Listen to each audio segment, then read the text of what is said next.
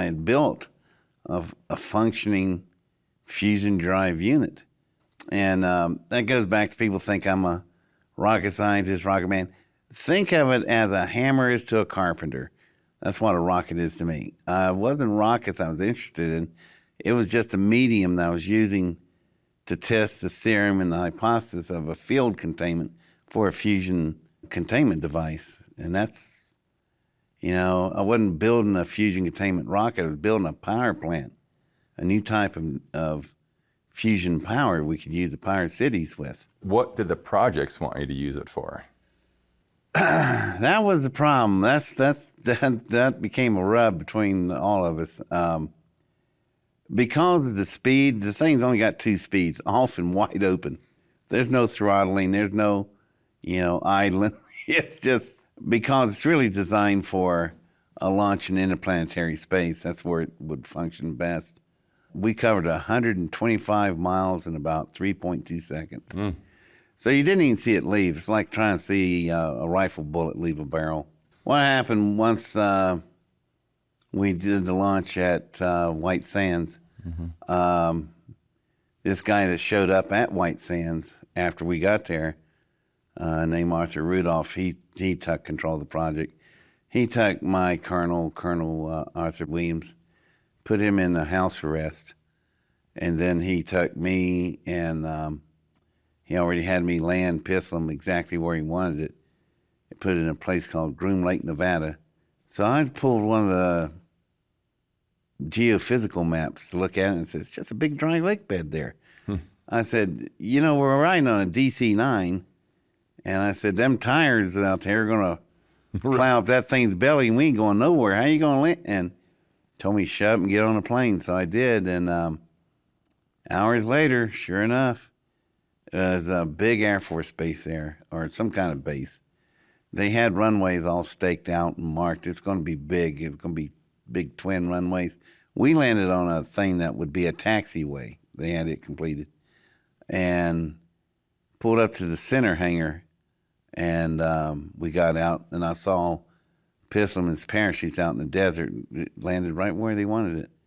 So now they got Pistol and me at Groom Lake, and they said, we need to go look at something. That's why you're here. And I'm sitting there going, now what on earth would they want to show me here? What did they show you? Well, we got in the hangar and sitting there in these crazy looking golf cart things. But I don't think they weren't running by propane tanks, and they weren't running on, they wasn't internal combustion. I don't know what powered these things. That's still today. They just made this really strange humming noise. We were just sitting there waiting. I thought, well, what's going to happen next? And all these little chains come out of the floors and close off all the doors, and little lights came on. And I thought, wow, I guess, it's like barriers. They want people walking from outside walking in. See why? Because it'd be really uncomfortable considering the whole floor dropped down. The entire floor of this hangar was an elevator. So we're going down, and I thought, man, the size of this floor in the elevator, I said, it can't be chains or cables lowering this floor. I mean, I was right. And we got down, you could see them turning. They were worm screws the size of sequoia trees. There was like 12 of them. So whatever they rolled in and out of this hangar, it was heavy and big, or at least designed for it. And we went down and down and down. We're sitting there waiting, and I figured we were about 200 feet down. And we flushed out on the floor, and you looked straight ahead. And it was just this monstrous cavern shape. It was a rainbow-shaped roof. The walls came to a canter, and they became perpendicular. I don't know what was up with this place, but big as that cavern was, and you stick out your arms, and there's no shadows anywhere. Right. So I thought, well, where's the lights? Looking up, sides, floor. There's no light fixtures anywhere. Nowhere. How did they do that? The only guess, I'm sitting there going, I guess the atmosphere, we're breathing the lights. I don't know. Still don't know today. But that started telling me this whole place is just technologically not what it should be. So we take off driving down through there, and I asked the two guys in front of me, it was just an innocent question. What'd you do with all the dirt? And, I thought that was a fair question. That's a really good question. And because there's no dirt up on the floor that I could see, take that much dirt out of there, you'd have a mountain upstairs. Nothing. And they got so mad about that. They said, you don't need to worry about that. I said, well, I am worried about it now. So we going down the floors, and as we're traveling down through there, you could see in the shops on each side, there were shops and offices, people working there, work bays, and then little hangar bays. Now, the hangars, when we go by, they'd had regular sliding hangar doors. Some of them were open, some were not. But the ones that were open, what you could see was really odd. I saw this first set of aircraft. It looked like big teardrops with landing legs. I've never seen anything like that. And they weren't models because there were electric power hooked to them, air conditioner hoses, and drip pans. So I thought, well, hell, they got drip problems like I do. So we went down into past another hangar door, and sitting in there, these, I don't know, just imagine if you put landing gears on an arrowhead. That's what they look like. Right. Big arrowhead shaped aircraft. And in 1971, we didn't have stuff like that. And then the last thing I remember seeing on the hangars was this one big bomber, Delta wing. It was shaped like a triangle, and it was just gigantic. I thought it was the XB-70, but I know the XB-70, one crashed in the desert, and the other one in 1969 was sent to Wright-Patterson Air Force Base Museum. This was 1971, 2 years later. So there's a third one that they didn't, nobody told us about. No one knew about, right. And it looked different from the regular XB-70. The canards behind the wings were shaped different, and the engines looked different. Could have been Aurora. Could have been Aurora. Sounds like it. That's what I think it was. But it was huge. God almighty. Then we went on down further, and we were about a quarter mile into it. And still, you can look down at the end. Still nowhere in. It just infinity. Just keeps on going. I still wanted to ask him, what'd you do with all the dirt? But the guy jumps out of the little golf cart. He runs over and puts his hands on this glass tabletop thing. And he looks in this scope. There's a flash. And then this, not like the hangar doors, a 40-foot, had to be at least 40-foot diameter iris, like a camera. Yeah, it goes. Yeah, it's spinning and it's opening up. And I'm going, damn, that's the fanciest door I've ever seen. And a plate slides over at the floor and makes it flush. We drive in, the lights come up inside this big room about the size of a gymnasium. And I thought, hey, I might see some lights, fixtures. No light fixtures. Light comes up just as nice as light as the other. Still no shadows. Going, what's up with this place? And that guard, when he got out and put his hands on that thing, flash, I thought, today we go, oh, well, that was a palm scanner and a retina scanner. Man, we had nothing like that. This is 1971.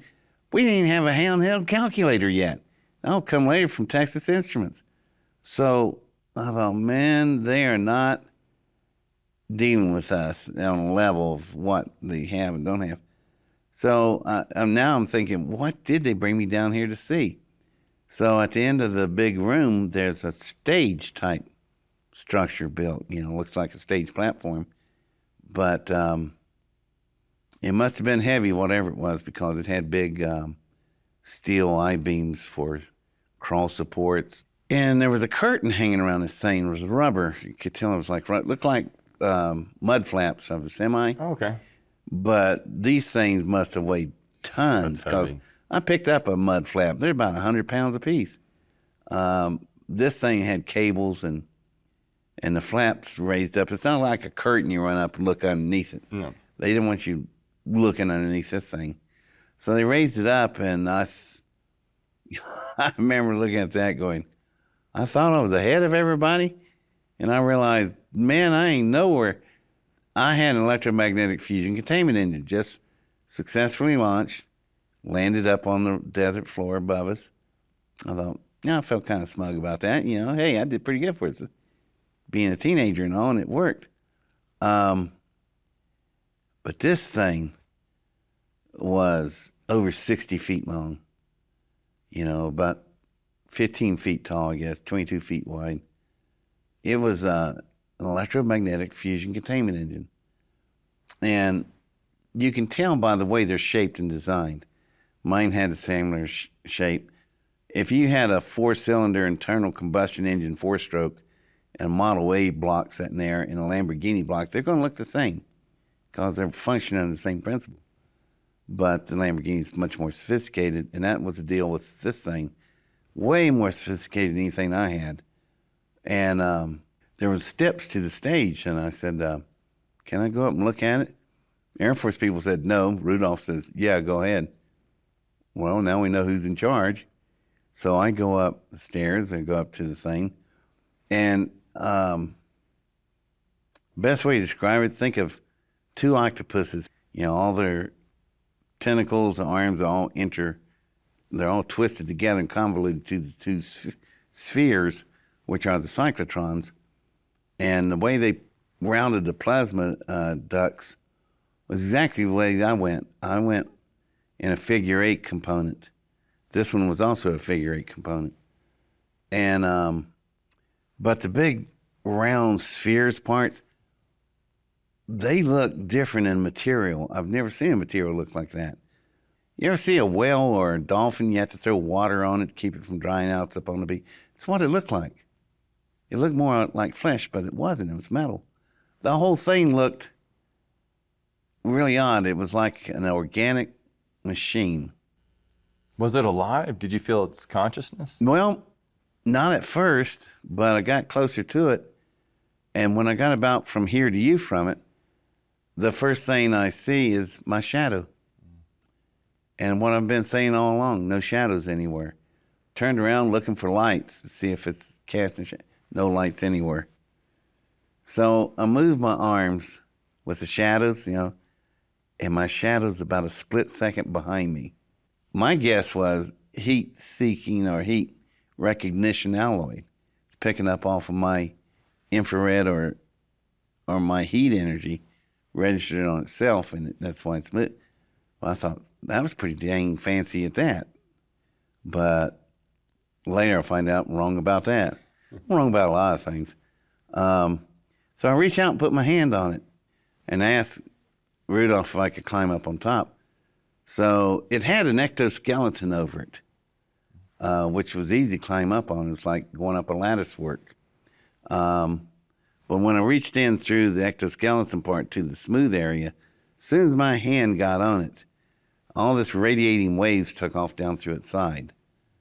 And it was like a blue-white motion. Those things they put in executives, what called a motion wave, keeps them calm. Right, keeps you calm. You see this that, wave went it would down move like that, down its side. And you pull it off and it'd stop. It'd dissipate and go away. Put it back on and starts up again. So I turned around and asked them about that. And it's the way the Air Force people were looking. Everybody's mouths are hanging down to here, including Rudolph. Rudolph and them were obviously hadn't seen this reaction before. So I put my hands back on it, take them off, put them on, watch their faces. Yeah. It's a lot of fun, actually. So I crawled on up on top of it, walking down the vertebrates. This thing had vertebrates, and it had like ribbings down its side. But in these vertebrates and bones, there are these bundles of fiber tubes. And in the tubes was a liquid running through there. But it had almost like an iridescent glow. It's flowing through the plastic tubing almost like it's a pulse rate. So I walk on down to the center where the fields cross each other in the figure 8. Okay. So right in its what I call the eye of the hurricane, because that's where it's calm when the fury of the plasma's passing through to both sides.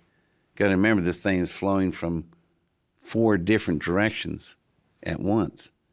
So it's really something to see when it's spinning. Mine was. So I looked over on the side, and there's a hole blowed in the side of this thing. And it's big. It's got to be about 4 feet, 5 feet in diameter. It's big. And whatever hit it, it looked like it came from the outside in. But this is where it starts getting weird, if it ain't weird enough already. Instead of, you know how metal it shrouds when it's pulled out or blowed in? This thing, best described, imagine if you tuck a harpoon, which has a grenade in the end of it if you didn't know how it works, and it goes into the well and it detonates. That's what kills the well. And the holes, blubbers blowed back and all that. This stuff looked like that. It looked like meat instead of metal. But you reach down and touch it, it's metal. None of it's making sense. Is it tissue with metal, you think? Is it a hybridization maybe? Exactly. It's everything D and all the above. It's everything. And but it's solid. It's not soft or fleshy, Right. but it's got the look of like something flesh torn.